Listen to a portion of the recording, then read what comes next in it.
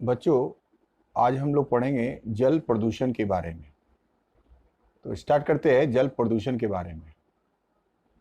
सबसे पहले देखते हैं कि जल प्रदूषण क्या होता है और इसके क्या क्या स्रोत है।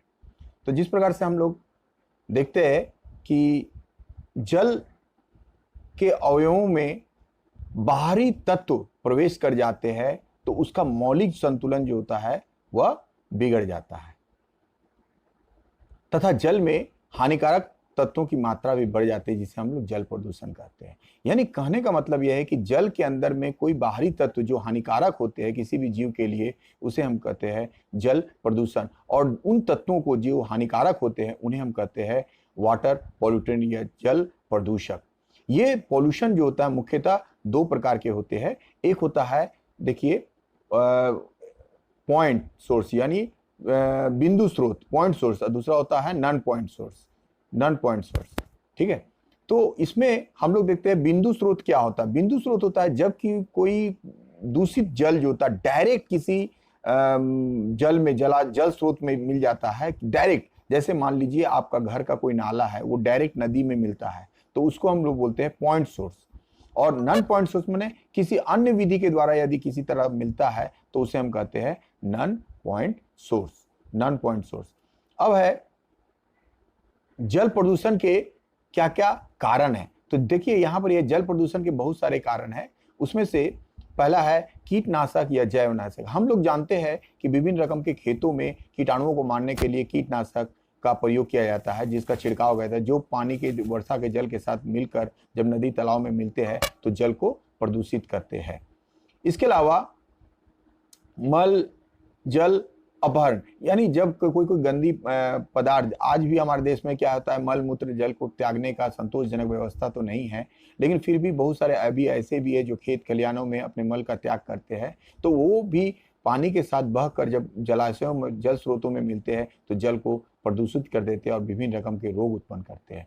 औद्योगिक दूषित जल, हम लोग जानते हैं जितने भी कारखाना है ये सब है, उनसे भी जो पदार्थ निकलते हैं, उनका फैक्ट्री के द्वारा जो भी जल जलाशयों में, जल नदी तालाबों में मिलते हैं, उससे भी जल प्रदूषण होता है। इसके अलावा तेल, अपशिष्ट एवं पेट्रोलियम पदार्थों से बहुत सारा देखते हैं आजकल भी मोटर बोर्ड होता है या स्टीमर होता है, उसमें पेट्रोल या डीजल का प्रयोग करते हैं हम लोग, तो वहां से भी जो तेल का रिसाव होता है नदियों तालाबों में मिलता है, नदियों पोखर, तो वहां पर भी क्या होता है, इसका जल का प्रदूषण होता है।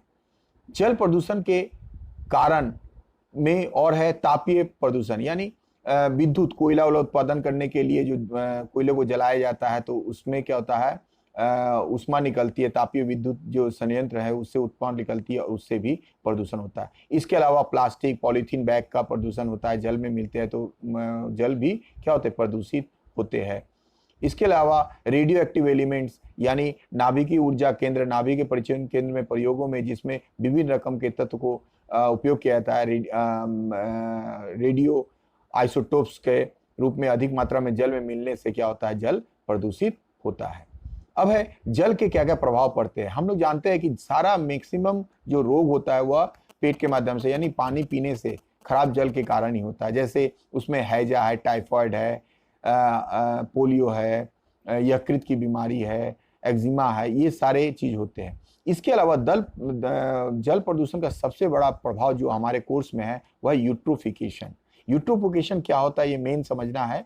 तो इस शब्द का जन्म जो होता है ग्रीक शब्द यूट्रोफस से हुआ है। यूट्रोफस का अर्थ होता है पोषित करने वाला। किसी जल स्रोत जैसे तालाब, झील आदि में कार्बनिक पदार्थ नाइट्रोजन फॉस्फेट से मिलने में उनमें इन पोषक तत्वों की सांद्रता बढ़ने के कारण जलीय वनस्पतियों की वृद्धि दर बढ़ जाता है। वास्तव में यूट्रोफिकेशन या स्वयं पोषण होता है। यानी कहने का अर्थ यह होता है कि इसमें इनहैंसमेंट ऑफ न्यूट्रिएंट्स, यानी पोषक पदार्थों की मात्रा इतनी अधिक हो जाती है। यानी जैसे मान लीजिए आप एक साधारण तो उदाहरण देते हैं, मान लीजिए एक ऊंचा वाला रोड है, रोड के नीचे में कहीं पर जगह है, कोई गड्ढा है, उसमें पानी भरा हुआ है। अब क्या होता है कि बरसात के जल में वो पानी का ऊपर से रिझाव होते होते क्या होता है, फूल पत्ते गिरते गिरते गिरते गिरते उस तालाब में भर जाता है। तो क्या होता है कि न्यूट्रिएंट्स, यानी वो जो जीव पदार्थ होते हैं उसके लिए न्यूट्रिएंट्स की मात्रा बहुत अधिक हो जाती है।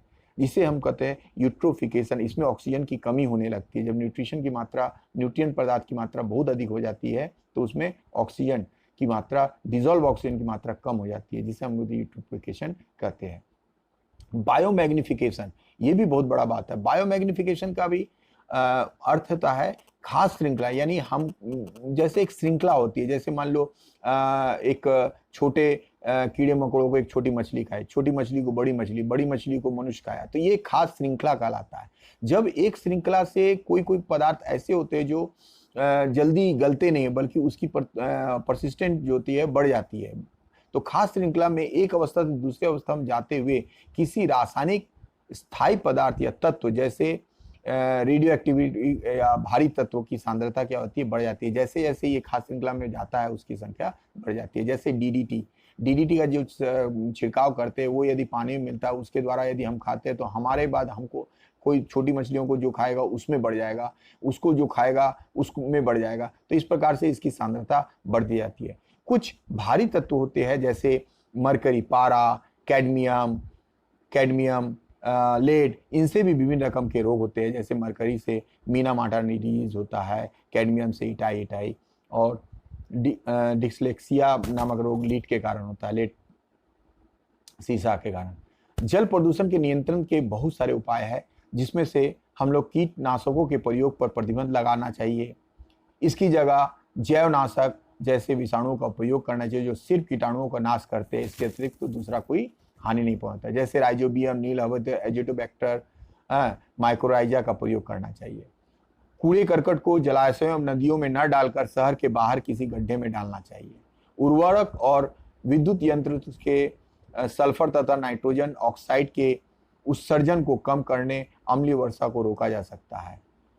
मृत जीव जंतुओं को नदियों में प्रवाहित न करने के साथ चिता की राख नदियों में नहीं डालनी चाहिए। कपड़ा तथा अन्य पदार्थों का उपयोग जो होता है वो नदी नालों में नहीं करना चाहिए। सीवर लाइनों का जल शहरों से बाहर शोधक करके नदियों में डालना चाहिए। यानी जो जो पाइपलाइन से जो नदियों का में गंदी पानी जाती है, उनमें क्या होता है, संशोधन करना चाहिए। वो मशीन लगा कर उसको फिल्टर पहले करना चाहिए, तब जाना देना चाहिए। तैलीय पदार्थों से बड़े कीचड़ को बायोरेडिएशन तकनीक द्वारा शुद्ध करना चाहिए। मिट्टी के साथ कीचड़ को मिलाकर अपनी सांद्रता और तापमान बनाए रखते हुए उसमें यूरिया तथा फॉस्फेट आदि डालकर उसे खाद में बदल देना चाहिए। इस प्रकार से हमने पढ़ा कि जल प्रदूषण क्या होता है, जल प्रदूषण के मुख्य स्रोत क्या होते हैं, इसके प्रभाव क्या पड़ते हैं, और ये किस कारण से होता है, और इसके रोकथाम